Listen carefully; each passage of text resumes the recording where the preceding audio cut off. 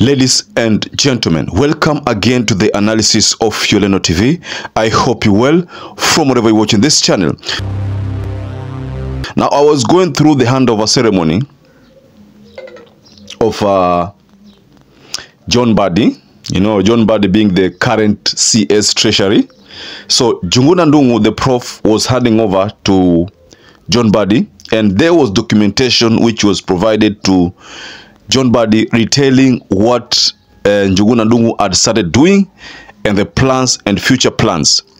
So there's something there that John MBADI mentioned about the report being detailed, considering that the former CS is a prof. I'm happy also with your elaborate handing over speech, which actually covered quite a lot about the functioning and the work around here. And I'm also equally happy that you have prepared a document for me to read. And I guarantee you, I know you're a professor, you want to be keen to know whether your student reads or not. I want to promise you that I'll read from page 1 to the last. 110. Yes, to 110. So now in this analysis, ladies and gentlemen, John MBADI mentioned something about tax, you know. There's something he mentioned about, let me just find the words, fictitious tax expenditure. That is where money is lost. I'd like us to go through a statement that John MBADI issued. I'll also share a statement from Professor NDUNGU, the former CS. But before you do that, please like this video. It is so important if you like this video. I'm so grateful for everyone who has been liking our videos. I don't take that for granted. Subscribe to our channel if you've not subscribed before, and to existing subscribers, thank you so much for your support. During the vetting of the CS Treasury, there's something there that Naisula Lesula said. There's been allegations that in Treasury, we have people who've been there for so long. Times have changed. You're seeing we are in very extraordinary times. We need to think extraordinary to get our country to where we want to be. How do we make sure once you're there, you are not held captive? Because we have seen other CSs with very good credentials, even you. If approved, I don't know what happens when you go there. I don't know whether it is the system. You become captives of IMF. You become captives of what is going on. What will you do differently? There is a problem in the Treasury.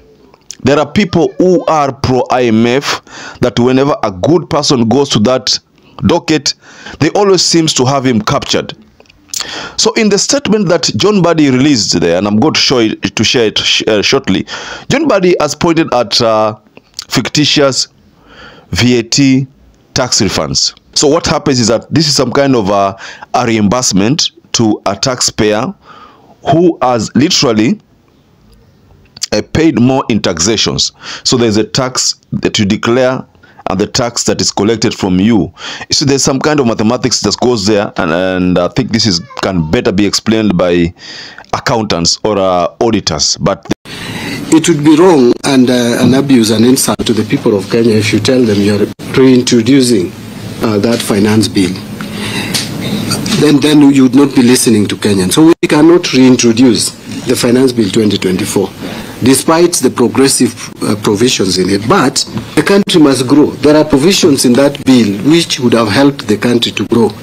One area, and you have mentioned it, Professor, is the issue of tax expenditure, which is leading to tax leakage within it.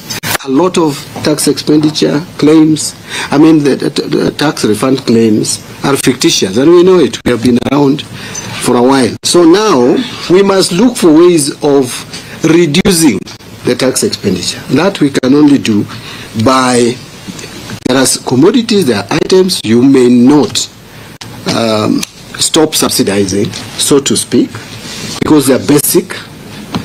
They impact directly on cost of living, but you can move them to exemptions so that we do away with this zero rating of commodities, which end up clogging our system. And by the way, VAT refunds you know better than me, could be contributing about 60% of the 65%. Now the total, to put it in perspective, the total tax refunds, the total tax expenditure is 525 billion. 65% of that, meaning over 300 billion, say 350, is on VAT tax refunds. If we manage that, even if we just manage 250 to 300 billion we take off, that is money you are giving back to the exchequer to be used for development of this country. So yes, we will give some relief on some critical and important items, but let us do tax exemption instead of zero rating, which end up, by the way, benefiting business people and not the consumers. So John Mbadi is trying to tell people that there was no need to increase taxes. The best thing that would have been done is to deal with the fictitious tax expenditure so that the government can realize more billions being saved, you know. Listening to what John Mbadi said, I think there is some hope. I know there are people who still don't believe in John Mbadi's ability, but I think there is some hope based on what he said. He talked about need to have some, you know, subsidy in place. He talks about needs to cushion Kenya's against skyrocketing high cost of living. He talked about need to consider essential commodities like bread, that these are not items that should be subjected to taxations. So John Mbadi has talked about so many good things, positive things, which I think, if well implemented, I think we'll have one of the best finance bills in 2025. Right now, the 2024 deal, that issue, the chapter is closed. I've seen somewhere people talk about John Mbadi proposing to bring back the finance bill of 2024, but based on the statement he has shared here, he has said that it would be an injustice to the people of the Republic of Kenya to try to purport that you want to bring back that finance bill after what happened. So in a nutshell, what John Mbadi is trying to tell Kenyans that finance bill 2024 will not be brought back. I have seen bloggers, I think these are people from UDA, who are hell-bent in painting this new CSS wrong way, so that they'll be seen as if there are people who are not, you know, able to work. I think you've heard what John Mbadi has said. Personally, I think there is some kind of hope. Some level of hope is seen. I can tell that John Mbadi is a bit smart. The only problem is what we've always feared, that maybe he might not be given an opportunity to deliver. Maybe during the cabinet meetings, he will be confronted with a different reality, you know, a reality about the State House operatives. Mind you, I've been telling you, and I told you that there's the issue of permanent principal secretaries, because you know the principal secretaries are actually selected by the PSC.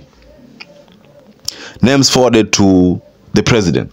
The president, if he's satisfied, takes the names to the National Assembly Vetting Committee. That is the procedure, ladies and gentlemen. So we know that the PS, most of the time, they will want to work with the State House. You know, it's like they are the eyes of the president in that ministry. Whereas we know the person who's supposed to be the eye of the president there is the cabinet secretary. But we know, based on a previous statement by William Ruto sometimes back, when he said, sometimes ukiona nimejua kitu kwa ministry yako kabla wewe, it means you have a problem. So he was trying to tell the CSS back then that they need to be at par with what is going on in their ministries. Wasiwe tu ni politics, whereas things are not working according to the expectations within their ministries. So what we're likely to see here, if at all what John Mbadi has said is going to work, whereby we have issues like tax reliefs to taxpayers. We have issues like tax extension of tax amnesties. You know, have issues like you know, waiving interest and penalties for people so that people can feel motivated to pay tax. Mind you, ever since these people gave some tax amnesty, that was an idea that was brought about by Professor NJUNGUNA. Ever since that was introduced, you find that the government raised some revenue, I think almost 200 billion, based on a statement from John Mbadi. So if these policies that John Mbadi is talking about, if they are well implemented, then rest assured, something positive is going to work. Really, something positive is going to work. Ladies and gentlemen, I'd like to rest my case there. But what do you think about this declaration by John Mbadi? Think John Mbadi is up to the task? Do you think so? Just go below in your comment section and just react on that. So perhaps if you're watching this video and you've not subscribed, take 1 second and subscribe, like this video. Until you catch up again, stay safe and stay blessed.